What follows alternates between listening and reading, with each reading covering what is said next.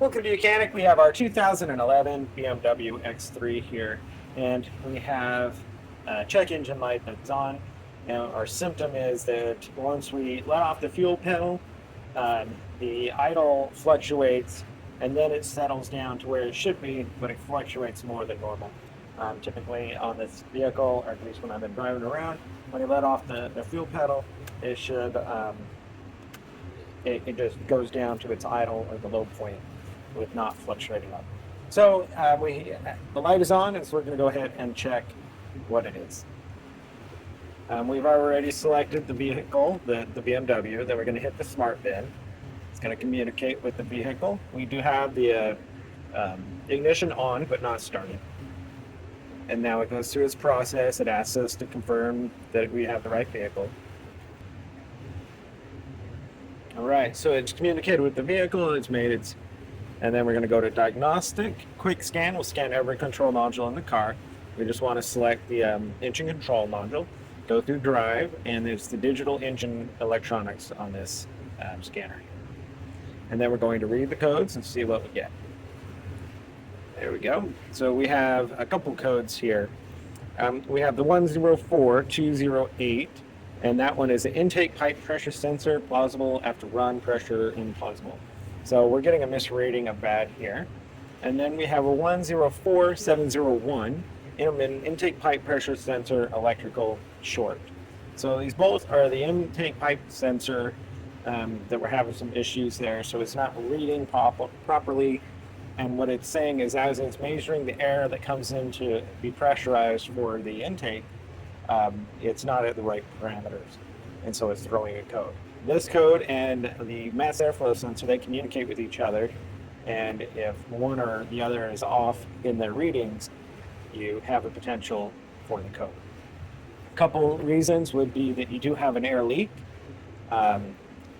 being one of the vacuum lines has worn a hole through it or so forth, or the sensor itself maybe has just gone bad.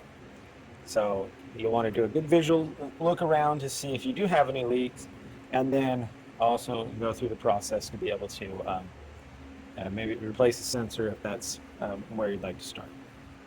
So this sensor here is located on the back of the engine right here. And so we'll be able to remove the two screws to hold it in. They are T25s. So we'll undo the two of them to be able to pull that sensor out or disconnect the electric connection and be able to replace it. Now, we can gain pretty good access without removing this cover, but we will remove this cover, which is 4 4mm bolts, or 5 millimeters, 4 5mm bolts that you remove, and then you can go ahead and pop this cover off. So you'll just be able to have a little bit more access or visually for us, right? So we have an electric connection here. We don't have as much space as we maybe want to get it undone completely without taking the sensor off. So squeeze the tab to unhook the connector, but we also need to undo the two T15s that hold that. All right, got the two screws out of there. This back one is just a little bit tight, so now be able to just pull on the sensor, get it out, and then of course squeeze that connector to unhook it, and then be able to pull out the sensor for replacement. All right, so we have our new sensor for replacement. Put a little bit of some type of lubricant on the O-ring just to make it easier to slide in here, and then that you also won't get the O-ring pinched up in there, so that you get the proper seal. Then we just got to put our screws back in here.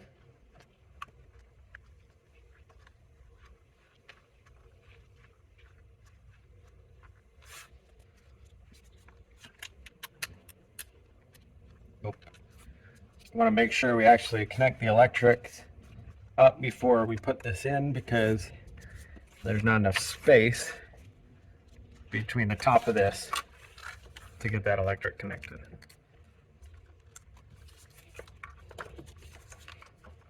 Without removing this bracket if you don't need to.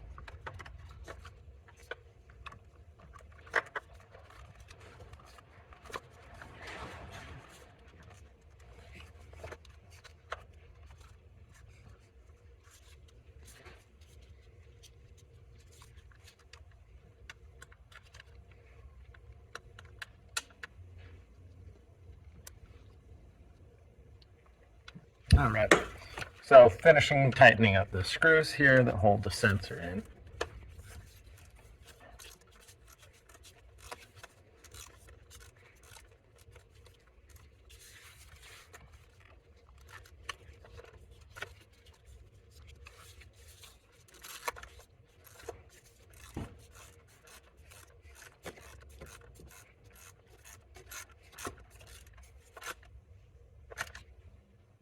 All right, so we have our screws that are tightened in there. Sensor been reinstalled here. And now we'll back up here on our screen here and then be able to clear the codes. It says the codes are cleared. We can also double check. And sometimes you have to do it a couple times, but it's good. And now you can go ahead and start, run your car, drive it like you normally do, and make sure that that code doesn't come back or a series of codes. If it does, then you just got to be looking at some more possibilities of why that's causing that, whether you've got a real short or whether there's a leak somewhere in the vacuum lines. Thanks for watching Mechanic, where you can be the mechanic.